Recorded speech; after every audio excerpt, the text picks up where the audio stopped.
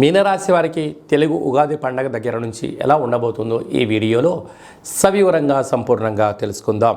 మీనరాశిలో ఏ నక్షత్రాలు వస్తాయి అనగా పూర్వాభాద్ర నక్షత్రంలోని చివరి పాదమైన 4 పాదము, ఉత్తరాభాద్ర నక్షత్రంలో 4 పాదాలు, రేవతి నక్షత్రంలోని 4 పాదాలు కలిపితే మీనరాశి అవ్వడం జరుగుతుంది.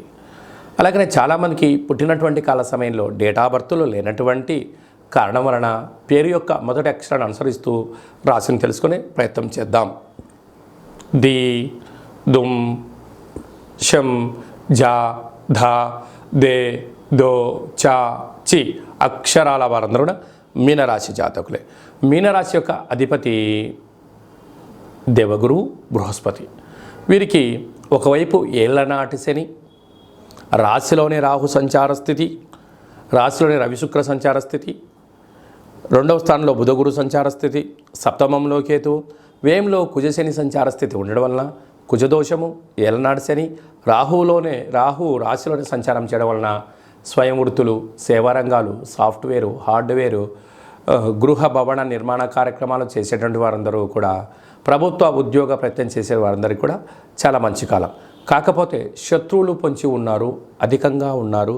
వృత్తులలో, ఉద్యోగాల్లో, వ్యాపారాల్లో అయినంత విజయం మీ సొంతం కాబోతుంది. కాకపోతే ఎక్కువ శాతంగా చోర భయం, రుణ భయం, అగ్ని భయం పొంచి ఉంది.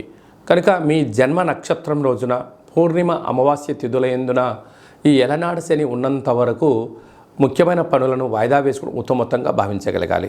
అలాగా మీరు ఈ సంవత్సరం అంతరంలో విజయం సాధించగలగాలి అన్నట్లయితే మీరు ఎంత బరువు అయితే ఉంటారో అంత బరువు గల ఉప్పును తులాభారంగా చేసుకొని శివలింగాకారంగా ఏర్పాటు చేసుకొని రుద్రుడి యొక్క మంత్రాన్ని, శని భగవాను యొక్క మూలమంత్రాన్ని, రాహు భగవాను యొక్క మూలమంత్రాన్ని సంపుటీకరణ చేసి రుద్రాభిషేకం చేసుకున్నట్లయితే ఉప్పు నీటితోనే పుడుతుంది, నీటితోనే మరణిస్తుంది.